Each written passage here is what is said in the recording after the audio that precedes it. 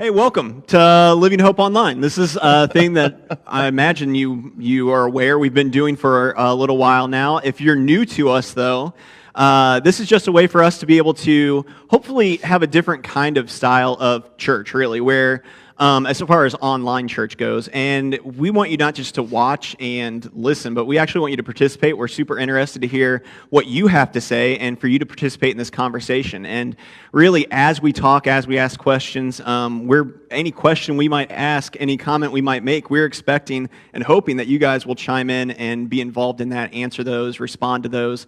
I've got my phone up. I'll be able to see comments. John, to my left, he's got his computer up, obviously. Right here, I'm looking at your text right now. Right as we speak, it's happening in real time. And so we'll be able to actually see what you've written, and then to an extent, not every single thing that's written, but we'll be able to speak some of that out. Yeah, we're going to be able to speak that out and interact with that and just kind of figure that out. Some things you can do as we're waiting for people to kind of log on, as we're kind of getting started. You can like this video, and that sends it out to other people. It makes it more likely for other people to see. You can also go a step further, and you can actually share the video. I always forget where that is. Top right? Yeah, top right. And that's actually a great question. If you click share, you have to click right post. You don't necessarily have to write anything, but that's how I share the feed, is I hit share, right post, and then I just hit send, and then it shares just the picture of the feed to the people to my news feed itself. Yeah. Yeah, and so if you do that, then it's going to actually be on your newsfeed. People that are friends with you that may have no connection at all to Living Hope or any of us will be able to see it and hopefully be enticed to interact with it too, I guess. Enticed, that's such a good word. Well, that's where we're at. Hey, 8 minutes ago, tonight. 8 minutes ago, I wouldn't have said it. Yeah, that's right. But that's where we're at after we had to restart it several times. Hey, and before we have just a couple announcements, but before we get to that, I do want to give you a chance to be able to think about this first question and maybe start responding to it. It's less of a question. It's more of a directive. I'm going to tell you what to say at this point. And again, 8 minutes ago, I would have asked a question, but now I'm just telling you. I actually am looking for people to share a time when you thought something was going to be great, right? Ooh. You thought it was going to be great, and then you were seriously let down. So right now I'm thinking just off the top of my head, clearly not, I'm reading this on a paper, concerts, movies, food, a trip, a job. I did say later a spouse, and it wasn't on... And don't. I'm sure there are some good stories. Don't do that right now. But I think Melissa's watching today. I'm sure she is. Hello. And I'm sure we she's do marriage counseling here at Living Hope. Super excited. Anyone who may need it. She's probably going to be the one that's let down by me. So a time that you thought something was going to be great, and then you were seriously let down. Think of that. Respond to that while John's giving us a couple quick announcements. Yeah, so glad that you're here tonight. Some great stuff. Again, if you click up on the right, you can hit follow, share to your news feed, right post. Again, likes and hearts, we love that stuff. Love the interaction. We've been so excited, just actually blown away by the last few weeks. We have been averaging well over 700 people watching with all of our streaming services, something that we think is really beneficial, uniquely different conversational style that invites you to participate, not only Living Hope church members, but folks who don't attend here and folks who are just honestly seeking answers and seeking hope in the midst of all this thing. So well over 200 comments for each thing. It's just, we love just the responsive interaction has been really great. And so with that said, though, we know that this has gone on. How long have we been doing this now, this whole stay-at-home thing? It's been several weeks. Yeah, it feels longer, doesn't it? And we found out that it's going to be even longer still. And we were kind of chatting about one of the realities of this thing is we feel like the first few weeks we got through, this is new, it's kind of novel. That's a terrible word to use. It's new, this virtual connection thing. But we recognize that as this goes longer, it's just going to kind of continue to remove us from what we're used to and our norm. And so I have two things to say about that. The first is we really want to help people feel comfort in the midst of this and have hope. And for many of you who call Living Hope your home or who attend church, to be outside of not being able to gather, not being able to kind of do the typical things like worship, hear your pastor preach a sermon in the typical way that he does, is kind of unsettling. And so part of the ways that we've tried to handle that here at Living Hope is just by providing as many opportunities as possible for you to connect. So I want to highlight those first.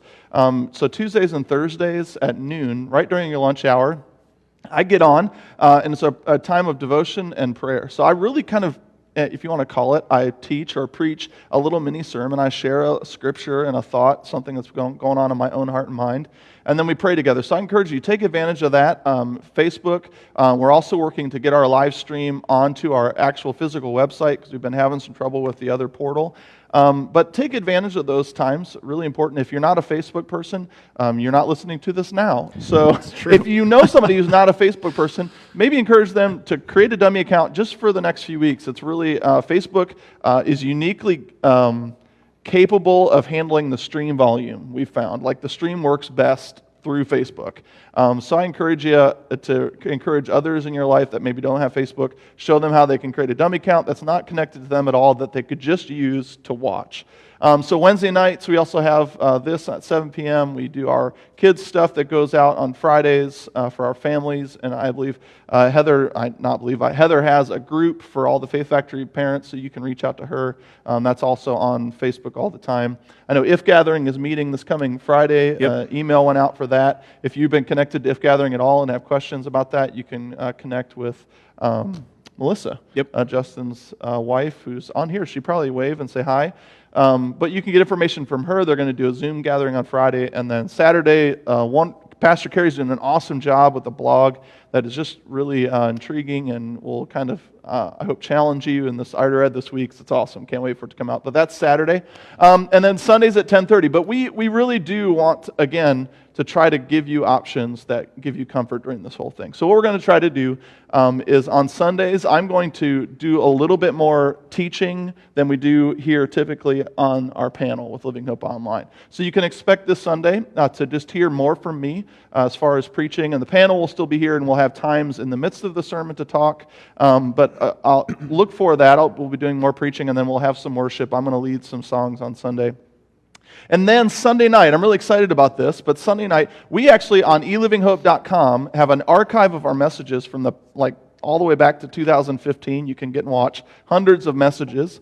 So if you're craving a little preaching, I want to encourage you, head to elivinghope.com and watch all the archive videos. But every Sunday night, starting this coming Sunday, we're going to live stream a selected archived message. And so what you'll have is a message from me in the real time about how the message kind of applies to what we got going on. Some worship from Pastor Matt. He's going to record stuff from home and have some worship time on Sunday nights. And then we'll hear a message and we'll have live interaction as we watch the message together. So I'll be interacting with my own preaching. It will be super excited. Hopefully it will not turn into a roast.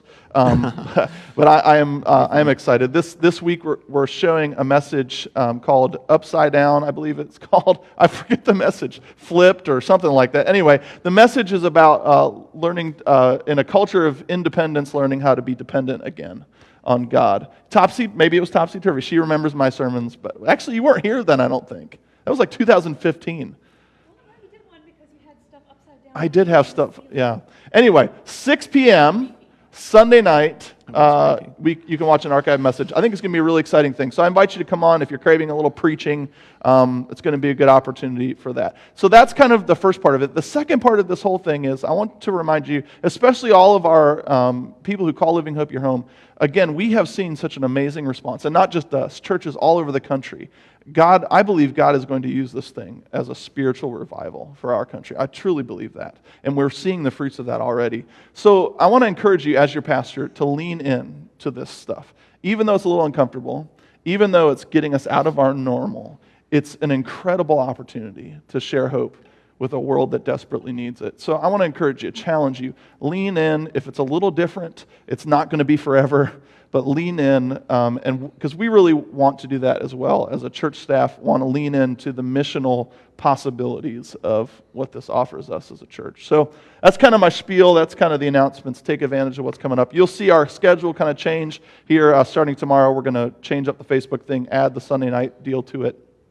Yeah, and so that's kind of all the announcements I have. You can continue to also give. We've had a lot of people respond. I want to say thank you to the people who are giving to meet the needs of people who are out of work and laid off. I got to hand out several checks today and mail stuff out. So super awesome thing, church. I'm thankful for you and proud of you. If you'd like to give in that way, you can continue to do that. elivinghope.com/give. Pastor Carey will post it on there.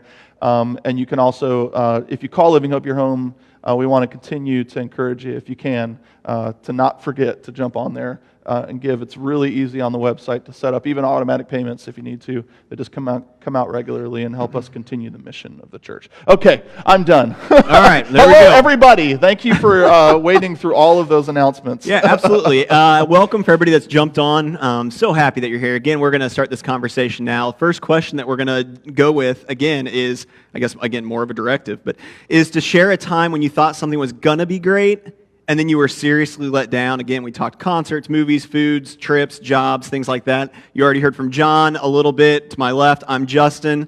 Whoop, whoop. Hi, I'm Susan. And we'll be kind of discussing this, but hopefully we'll be interacting a lot with your guys' comments, even more than what we are discussing amongst each other. So what do you guys think? John, I'm sure I have a already great saw story. some stuff. Oh, yes, I have a great one. So I'm a big book guy, like fantasy novels and stuff like that. And one of the books that I love is named Sword of Truth. It's a Sword of Truth series by Terry Goodkind, I think his name is. Anyway, and I might have the author name wrong. I apologize. But Sword of Truth, and the series is awesome. It's like 8 books or something like that. And they were going to do a TV show about it. And I was so amped about this TV show, like super excited. This was back before like Game of Thrones and stuff was a big deal. It was one of the first shows that they took a fantasy novel series and made a show, and it was a complete and utter disaster. I mean, the characters were not cast right. Nobody looked like they should look. No, I mean, they didn't even pronounce the names right. The storyline was horrible. It was awful, and I hated every minute of it. And I still feel a little bitter about it. That's a real downer. Yeah. I saw some of the comments already. We've had several things that have been affected or canceled by all of this virus stuff, which of course is a downer. I saw like even a 16th birthday, things like that. What about stuff that wasn't necessarily canceled even? You went through with it. You saw your show. Yeah. It just was it was huge horrible. letdown. It was not what I wanted it to be. No, that's a great analogy, too, because how many times have we read a book and we're so excited when it's going to come out in the movie version and it's horrid? I mean, it's just, that's That not happens that they probably changed more this, often than or, not. oh my gosh, it's so bad. The book was always better. I don't know, I'm thinking, when I was younger, and, kind of the same entertainment kind of thing on a set, you see, it just looks real, right, and everything. And then, whether it's high school drama and you are on the stage and you're building these sets and you realize just how fake they are, or you see on Facebook or YouTube the behind the scenes for some of these really cool movies, and it's all CGI and these people are just walking around kind of in unitards or something like that. Yeah. With things, it's like, oh wow, this is not what I thought it was. Yeah, a little bit of a letdown. Yeah, you wish it was real. I just immediately went to being a little kid and my mom baking some kind of cookies with my mom and her being like, oh, smell this cocoa. And me smelling it and being like, this is incredible. This is going to be the best thing ever. She's like, taste this cocoa. And it's just straight bitter. Yeah, it's awful, and isn't it? Yeah. that to me is like the epitome of I thought it was going to be great. But it wasn't. And it turned out it was a real letdown. I was really I'm disappointed. sure there are in that. other things that are going to come to mind as we talk, Oh, I'm sure. Somebody already got super personal. Actually, it was Living Hope. I think it was I'm going to rat you out, Pastor Carrie. She said, I thought a relationship was going to end in marriage, but it didn't. Turns out I'm glad it didn't. Ha, ha, ha. Oh, she said Pastor Carrie. I didn't rat you out, Carrie. Not ratted out. That's actually an interesting segue into like The our next personal question. one, yeah. So really, like to take it slightly more seriously, like what about a person who you really thought was going to either be great or be helpful man. or be something that you needed, and then you were really let down by them? Now, obviously, we don't need like you to tag that person, right? We don't need you to invite them to this video right now. You don't post their picture. Yeah, we're not. Yeah, this isn't the time for that. But maybe like a situation where an actual human let you down, not just an experience let you down. Man, if I let you down, I'm so sorry. Somebody's going to say, my pastor. I know. Get real quick there. No, I'm sure I've let people down before, and I go back to when I was in college, and I had 2 roommates, and I remember being at work, and I was on my way home from work, and I got this phone call, and my roommate's grandmother had died, and she was already halfway home, which was like a 3-hour drive, and she's just like, well, you weren't there. I was at work, but but there was still that I had let her down, and I'm sure that I have let other people down, not intentionally, but Yeah, and I agree with Pastor Carey. Sometimes there were those relationships that you thought it was going to be something great, and then, no, not so much. Yeah, that's a tough one. Yeah. I know I joked about that, but there's been times when I've been the person. Sure. That's hard when that comes to mind. I remember we had someone here at church, and they were just going through something tough happened. And actually, this one was interesting because I didn't let them down, but they thought I did. And I went there. One of their loved ones was in the hospital. Something was going on, and I actually went and visited. And I wasn't there when they happened to be there, and they got all upset that I didn't go and care for them. And I tried to convince them that I was. And that's really hard when you don't meet or live up to someone's expectations. Yeah. And yeah. I don't know how I feel about that one. Yeah, that's a whole different conversation, That's a really. tough Like one, yeah. whether we're more likely to remember when we've let somebody down Ooh. or when somebody's let us down. That's for a different night, maybe. Yeah, it's funny how it sticks with us. Somebody said that when somebody just doesn't go to bat for them, just doesn't stand up for them. I also thought it was interesting that somebody said when I was 17, I bought my dad a dog, and then he got really angry with me. Again, like this idea that you're going to give somebody something, do something for somebody, and then like their reaction, their response isn't what you hoped it would be and what you expected out of them. And how many times that can be, man, it's just really can be just such a letdown. I know. Kelly go. Lovejoy, she wrote, at 16, my mom was so excited about Christmas present from my aunt, and I was so excited and disappointed when it was a red, white, and blue round Afghan in 1976 to recognize the bicentennial. Yeah, that story reminds me kind of like when Ralphie opened the present and it was the pink bunny costume. Yes. Oh my gosh. Actually, that brings up another great story. Every Christmas, my sister-in-law and I, Holly, go back and forth and try to intentionally buy something that the other will be disappointed in.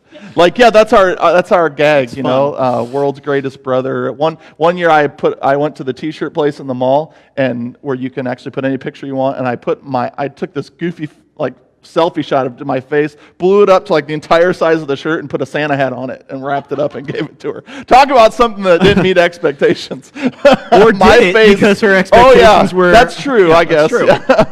Well, the story that we're going to kind of relate this to, well, nothing's going to relate to that, so let's be clear about that. But the story that we're going to kind of be talking about tonight, and I'm interested to see how this all ends up going, is just a story between Paul and Peter. So two people who in the early Christian church, Peter went around with Jesus. Paul has an encounter with Jesus after Jesus is dead, which is interesting. And then both of them are these major leaders inside the church, right? And in this situation, what we find is it's years down the road at this point. It's not like Jesus just died and we're 20 days later or something like that. We're years down the road. Paul and Peter are both hanging out in the same city, right? And they've been hanging around these non-Jewish Christians. And so if that's weird, basically just a quick insight. Like back then, especially right after Jesus, like the people that were following Jesus initially were all Jews. They were Jewish people. Yeah. And so once they bought in and were like, hey, Jesus is this Messiah that we've been waiting for, they didn't stop being Jewish. They didn't see themselves as like, oh, now we're not Jewish and we're Christians. That wasn't even a term that existed. They were still just Jewish, and they followed Jesus and believed he was the Messiah. So, and they called that different things, and it doesn't necessarily matter a whole lot. So they were these Jewish Christians, and then what happens is people who are non-Jewish also start hearing about Jesus and encountering him and experiencing him through others, and they start going along and following that as well, but they're not Jewish, right? And so now you have this interesting situation where you have these people who have been Jews their whole life and followed certain rules and customs, and then people who were not and didn't and still weren't following certain rules and customs, and yet they're all saying that they follow Jesus now. Okay. Right? Is that a pretty quick, down and dirty kind of way of saying that? Okay, so they're all hanging out with these, Paul and Peter are both hanging out with these non-Jewish Christians, or non-Jewish people who are following Jesus, and they're all getting along. Things are going well, and then some Jewish Christians, Jewish people who are following Jesus, show up in town, right? And they're like not just Jewish, but they were pretty like, we're all about making sure that we're following all these rules. And all of a sudden, Peter kind of ditches the non-Jewish Jesus followers, for lack of a better term, and goes and it reminds me of the cafeteria, right? Like it really you're hanging is. out They with come these in, friends, and then like the cooler people the came in, and in-crowd. you're like, well, I'm going to go hang I'm out, out, yeah. ditches with these people. And so Yeah. Paul, what we find is Paul ends up calling him out and saying, hey, listen, like, that's not all right. Like you can't act this way in this situation and then act a different way in a different situation. And really what Paul ends up saying, to kind of quickly paraphrase, is this one line that I think really wraps it up. He says, we know very well, so me and you, Peter, we know very well that we are not set right by God by rule keeping. So rule keeping isn't what makes us set right. Right. But only through personal faith in Jesus Christ. Okay, so it's our relationship with Jesus that sets us right, not following a bunch of rules. And that was what he, I guess, kind of felt like maybe Peter was doing, right? Yeah. So that's kind of a quick version of this Yeah, weird what was the situation. reference to? Do you have the reference? It was in Galatians 2. Sorry, Yeah. Galatians 2 is where that was Yeah, at, so if you want to read like a longer version Which of is that. a big deal in the early church too, Yes. right? Because the Israelites had this whole religion experience based on Yes. doing all of the things right, and then Jesus comes along and says, really just, you can't, the whole point of the rules was to show you that you couldn't do it. Yeah. And now they have this new faith that said you just need to follow Jesus. And there was a lot of tension between the people who wanted to accomplish the right things and the people who were like, woohoo, let's take this free gift. Yes. And Yeah. it's not fair and Absolutely. all that, yeah. Okay, so let's quickly take some of the Bibleness. The Bibleness. Right? Yeah. Why is Paul really so upset with Peter? Because he's a poser. He's a poser. Say more about that. What do you mean by that? Well, like you said, it's like, he was eating with these awesome people in the cafeteria, and then the cool kids come in and it's like, oh, I'm going to go over here. So he wasn't really true to this. He was just kind of faking it. And then, oh, these are the people that I'm comfortable with and follow the rules that I understand, and I'm going to go over here because they're the real people instead of you people who are new and everything. So it's that, I don't know, we have a problem with that still today. Yeah, we do, don't we? When the church, when the church declares that we're going to be people of love and grace and, want to lead you to the place where you can have, relationship with God, and then the church in the other side of the mouth, is talking bad about you or judges, what you got going on in your life or whatever, And we see that all over the place, right? That difference of what the church is supposed to be and what the church actually is sometimes. Well, and the church has a problem with identification, right, and self-identification. And so all the non-believers are looking at us going, you Sure. guys don't even know who you are. Okay, so let's stop there for a second. Right? And online, would love to hear from you on this. I think this is going to be important to hear from you on this, right? What is really the difference? Because we've already said it several times. What is the difference between the church as an organization and the people who make up the church? So I'll say that again. What is the difference between the church as an organization, in your experience, not just like hypothetically, in your actual experience, what is the difference between the church as an organization and the people who actually make up the church? Or is there a difference in your experience and in the way that you kind of think of that? I think for me, before I answer the question, for Sure. me the problem really comes when they're both intertwined, and we talk all the time about the church is the people and the people are the church, Sure. When a group of people who are supposed to be the church misrepresent who God wants the church to be, that's a huge issue. And people get hurt a lot. I mean, as a pastor, Sure. I deal with all kinds of people who are living in the wake of that mess, I think, when I was thinking about this, like just thinking of organizations in general, organizations, anything that's organized, right? Automatically, to be organized, you almost have to come up with a set of parameters, a set of rules, a set of this is who we are. Otherwise, you're not really an organization. Yeah. You're not organized in some way, shape, or form. Right. Sure. And Right. you should have a mission statement and a vision statement. 8 words or less. That's right. The poster with the skydivers in the circle, that needs to be hanging up somewhere. Oh, man. So it's for sure hanging up somewhere that I've had Absolutely. meetings in a church before. I don't know that we have one here. Maybe we need to No. get one. That's why we're having problems right now. That's why we have some weird obscure logo. I'm sure we do. That's right. That's true. That's all that matters. So automatically, as the early church starts organizing, right, Yeah. they start having to come up with rules and who they are and what they're about to even be able to explain themselves to people, really. And that's just, I think we as humans naturally do that, don't we? We want to start trying to put words to what we're doing. Yeah. And in doing that, we automatically kind of box it in certain ways. Yeah, I was just going to say, Right? we like labels and boxes. Yeah, we do. Because it gives us control, right? I think. That's interesting, yeah. And so what's the difference then, if we say that is more of the organizational side of the church, what's more of the difference in the people that are a part of those organizations? Or is there a difference? If I'm a part of Living Hope Church, am I automatically bought into... Yeah, the struggle, again, comes because you represent, like as a Christ follower, I represent Christ to others. So if people aren't a Christ follower, they're going to generate their perception of what it means to be a Christ follower based on the activities and actions of my life. The same is true for the church, right? Like how we represent Jesus to the world is how the world is going to think Jesus operates. Sure. Which can be terrifying. It can be terrifying.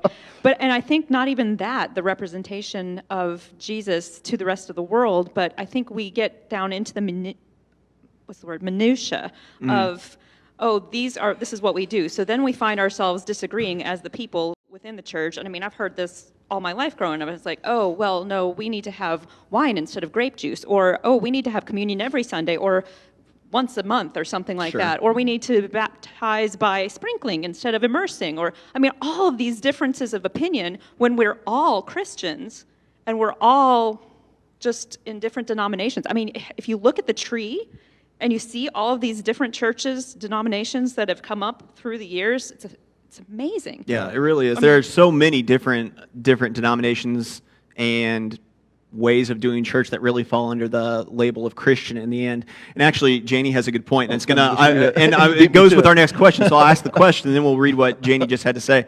But so then, what really defines the people of the church? Because there are a billion different, well, not a billion, but there's a lot of different churches out there that are all saying, "Oh, we're Christian." Yeah. So then, what ultimately strips some stuff away? What ultimately defines the people of the church? If we can't say that just one certain set of rules does, because our set of rules in the Church of the Nazarene might be different than a Baptist church, right? And so if that neither one is necessarily completely wrong in some way, which I don't think they are, completely wrong and awful, then what does really define the people of the church? What did Janie say? Janie said the people are representing what God wants us to be showing, love and compassion. Or what God wants us to be, showing love and compassion. Yes. Yeah. There is that old hymn that says, "They will know we are Christians by our love." That's it. Yeah. Interesting. Okay, so this love, Right. compassion, anything else? Any other thoughts? Like what defines Well, I'm sure there's us? lots of other things that people want the church to be defined by. Let's talk about that. What do you think the church should be defined by? That's true. I mean, that's basically this question, man, right? And back to the story, and Peter on one hand thought, yes, the liberation of Jesus is that you no longer had to live under the regulations of the law. Yet the regulations of the law gave status and power, and so he wanted to live with one foot in both sides, right? He wanted to say, in order to be a Christian, you have to be circumcised. But no, to the other people who weren't circumcised, when they weren't around, he said, no, you don't have to be. Yeah.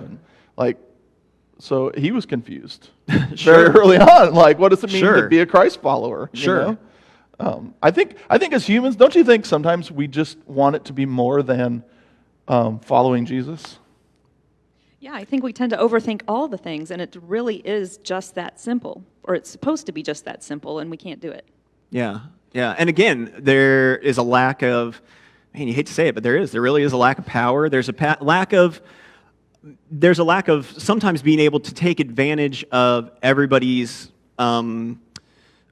community resources, right? If we all just were kind of on our own and not as organized in various ways, could we really come together as a group easily and take advantage? I mean, I'm not saying, I definitely don't want to paint the picture that organized churches are awful. No, we're clearly in one, Sure. and there's plenty of advantages to it, but I think that there's downfalls or pitfalls to it too. Well, right? like Beth just wrote, the church I grew up going to asked a longtime family friend not to come back until basically he got his life together.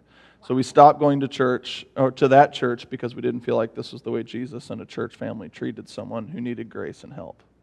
Yeah. You know, and so when we're confused about what it means to be a Christ-following group, it's so easy to become something that doesn't really truly represent Jesus, Yeah. and then we hurt people, you know? Yeah. And Well, and I think we can get tied to those rules, right? And maybe that's the difference, right? That's kind of my next question. What's the difference between following a church's rules and following Jesus?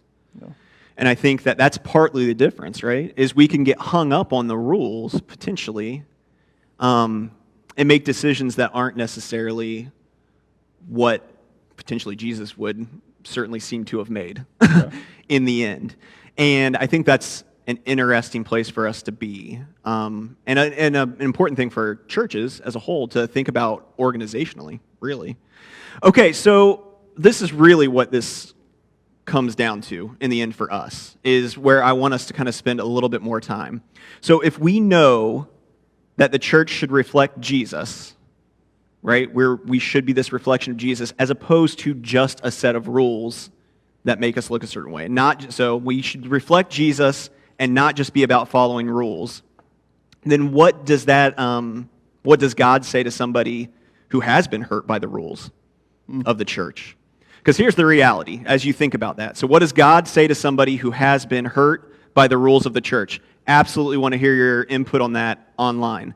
As you're thinking about that, as you're typing, as you guys are thinking, because here's the reality. There are tons of people out there who have been hurt by churches.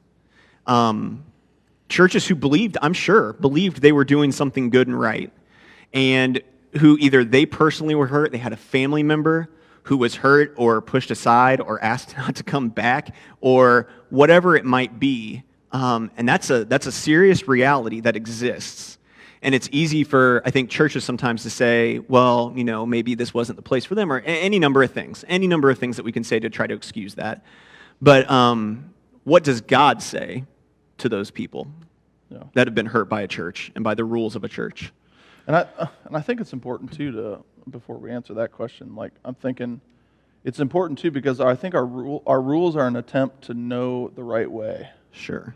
You know, so I think like in the beginning, rules tend to, in the heart of them, not be bad things because it's trying to just like define and understand what is the way to like follow Jesus the way He wants us to. They just turn into something that is unhealthy and that hurts people, you know? Sure. And I think they always start off with good, like you said, with good Yeah. intentions, right? I Not realize always, in but my sometimes, life, yeah. Usually, yeah. Yeah. If I realize in my life that it's awful if I steal, turns out that really hurts my relationship with Jesus and with God if I'm constantly stealing. Yeah. And so then I make up a rule for other people so they don't fall into the same trap that I have and say, hey, listen, just don't steal. You're just not allowed to steal. Like, don't do it, right? And so we do that with a lot of things, though, and then we get ourselves into interesting spots. So again, what does God have to say to people who have maybe been hurt by the church? Pastor Carey said this, I thought was really good. The church should be the one place where it is guaranteed that you can be your entire self and still be entirely loved. Growth, getting your life together, comes out of love, and I would say a love relationship with Christ and followers of Jesus. You know, Janie said, I think when one is hurt, it takes another follower of God to show them that not all churches are the same, and not every Christian thinks or acts the same, but it's all a healing process. Yeah. That's good. It is good. One of the things I had thought was just that, God says, and it's a little bit broken recordish, I've said this a lot here lately, I feel like, but that God cares infinitely more about relationship than He does rules, right? Yeah. Or some kind of, basically rules. And so, know that. I think sometimes because again, rules aren't necessarily always bad in and of themselves. Yeah. But when we start putting that cart before the horse and we start saying, follow all these rules, and then you'll have this relationship with God, that's mixed up. That's a major mix-up. Right, which was Peter's problem. Yes. Right? Have a relationship with God, have a relationship with Jesus, and then surround yourselves, and I think you've done a great job, John, the last handful of weeks as I've said this. then find a group of people, Yeah. right, that can help support you and help you grow in all of that. And I think that's a major point. I think that's one of the things God definitely says, though. Hear that. God cares more about relationship than he does rules. And then also, I think God wants to also tell us that, hey, I gave you an example of what this really looks like. Yeah, right. Right? We And forget it's- that sometimes. Yeah, don't we? like I gave you an example of what this really looks like, and it is Jesus. And I think, again, to be able to take time and in whatever way makes sense to you to read about, learn about, watch something credible on, whatever it is, whatever is easiest for you to digest, to learn more about Jesus and kind of how he went about his business, because that's really the example for us of what this is all about. And we do our best, and that's always going to fall somewhat short, even at our very best. And so really look at that. Okay, so that's what God maybe says to people who have been hurt by the church. What is, let's recap this. If we know that the church should reflect Jesus and not just be about rules, then what does that mean for me as somebody who's trying to live out Jesus' example? What does that mean? And again, online, please jump in. If I'm supposed to reflect Jesus and not just be about following rules, then what does that mean for me if I'm trying to be somebody that follows Jesus? Does that mean we wear the bracelets that say, "What would Jesus do"? Those are good bracelets. Is there a rule? Is there a rule about it? I think the reason people wore those bracelets, though, was just to help them keep in mind that maybe they needed to look through a different lens, and it's easier said than done. But to try to just look at things from a Jesus perspective, and maybe not just what would Jesus do, but would Jesus spend his time on this? So if you're getting worked up about something, okay, is that really something that's necessary to get worked up about? Yeah. Gordon said, "I'm not the change agent for others, God is." Yeah. I think it brings up just a great point that a lot of times we just confuse what we're supposed to be about as Christ followers, right? Is not to get people to do certain things, but it's to get them to a place where they can meet someone. Yeah. And so often religion isn't inherently bad. It's really kind of something that we crafted as human beings to point ourselves and to point others in the direction of God. But if we lose sight of God as like the end point of that endeavor, then it just becomes its own thing and really an own God in of itself. That's what a lot of idolatry came from, that Jesus was all verklempt about when he was here, right? As people who lost sight of what the whole point of all of this was to move towards a relationship with God, not towards a relationship with the rules, And when you get those mixed up, and we do a lot of times as the church, right? We try to find the way to have our best life or to get more provision or stuff or blessing or whatever, and we lose sight that the point isn't even what we think we want from God. This is a little blurb for this coming Sunday. What we want from God often keeps us from what we need most from Him, And we got to be careful about that. And especially the responsibility as Christ followers to you as a Jesus follower represent who Jesus is to the world. Like, that's a big freaking deal, Other people, and especially right now, people who are joining us, who are pursuing a faith relationship, are forming their perception of who God is based on what you share with them about God. Yeah. Yeah, and I think that's important. I know that, but it ought to shake us to our core a little bit, like how big a deal it is. But I think what we do, and that's really where this next question was going anyway, was how do I act then as somebody who is trying to follow Jesus, reflect Jesus? How do I act towards somebody who isn't in a relationship with God, who doesn't maybe belong to a church, who maybe has been hurt by a church? How am I supposed to act towards those people? No different. That's the whole Peter and Paul thing. It's like, no matter what group this person is in, you still treat them as you would treat anybody else. I had something in my head. You leaned over too much. That's all right. Be thinking. Heather said it's about relationship, right? I definitely agree with that. And then again, if we are in a true relationship with God, and we do what Jesus would, man, my screen keeps jumping as I'm reading it. And we do what Jesus would do, it won't seem like a thing where there are rules because people will see Jesus in us Yeah. instead, right? And want what we have. Yeah, I think yeah. that's so good, Renee. No, definitely. Okay, so, and that's where I love what Gordon was saying, right?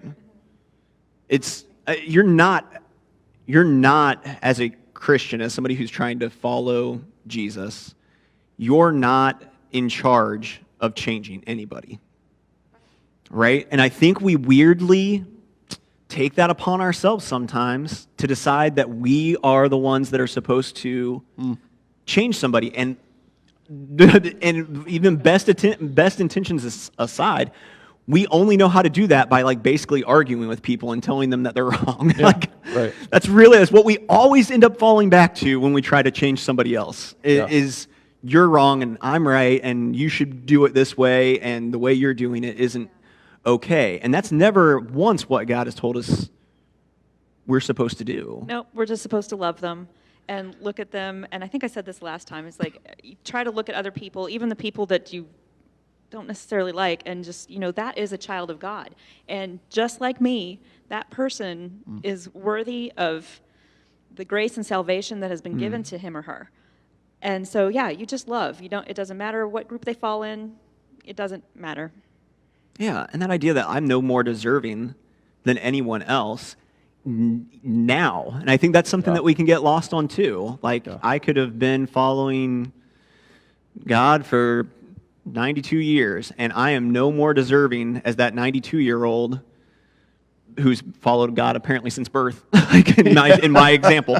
But I'm no more deserving as that 92-year-old than the 15-year-old who has no intentions of ever following God right now. I'm no more deserving of God's unconditional love and grace than that person is. Even in my current, hopefully being remade state of, being constantly worked on, being constantly open to being changed, I'm no more deserving. Yeah. And I think there's like a humbleness to that we need to remember, I think, as people in the church. Do you think some of our, and something I was kind of thinking about as you're talking, Justin, that some of our issue with this as the church, where we misrepresent what God is doing through the rules or whatever we make faith about as opposed to what it should be about, is really this attempt to want to live and have the life that God wants for us. So we want to do the things that get us that thing. And I think we forget a lot of times that, and maybe our worry is that love and unconditional love doesn't lead to that place of, or maybe even threatens my own. If it's just about unconditional love, then what about all the stinking hard work I'm doing to be right? What does that mean about that? And maybe it kind of devalues what I think I'm getting by doing all the right things. But I think one mistake we make as a church, if I get on my little pastor box, is that we forget how powerful love is. Like, we think love is this cushy, warm, fuzzy thing that is just all accepting, and it is, but it is also the most motivational power in all of the universe. I mean, the love of God is more potent than our fear of what might happen to us if we don't change. Yeah. And think about it, if I love someone, if I know you love me and I want to receive that love, I am motivated far more to do the things to enter in and live into that love than I am if I was afraid of you. I think it's so much more powerful. And we forget that God's love isn't just a soft, cushy thing that makes us feel good. It is a motivational power in our lives that moves us towards being better people. It's a huge power. It's John 3:16, for God so loved the world. It's love. That is the verb in that verse. Yeah. God so loved the world that he gave his only son. Yeah. I mean, it's not out of frustration with us. It's not of anger with us. It's because he loved us. Yeah, and we've been quick to say here over the last handful of months and talk about this even on this panel, right, that God is love, and God, all of other God attributes are kind of through that lens of love. And if that's our directive, right, Jesus was also God, and our directive is, hey, be like Jesus. If we are supposed to be love ourselves, that's a tall order, and that's a lot for us to try to handle, I think, overall. I like that unconditional love is hard for humans. It is. It is, and nobody's perfect at it, is Right. the thing, right? And that goes back to any number of conversations we've had here over the last handful of months, and is an important conversation to keep having, I Amen. think, because people need to be reminded and that's okay that that's hard. Like it doesn't. Right. Nobody's out there just unconditionally loving everybody. It's really easy all the time. Dogs are. Yeah. Well, maybe dogs, but not everybody. Okay, so I love yeah, go. maybe this would be a good wrap up because we talked a long time tonight. This is I know. awesome. Mary, who's a panel member who is at home right now, not able to be with us, she says this: "We go to church because we are Christ followers, but do we follow Christ out the door into the world? Yeah. Like when we leave." I'm like, well, that's a good. Think about that. That's really good. So here's what I'd like for us to do as we wrap up.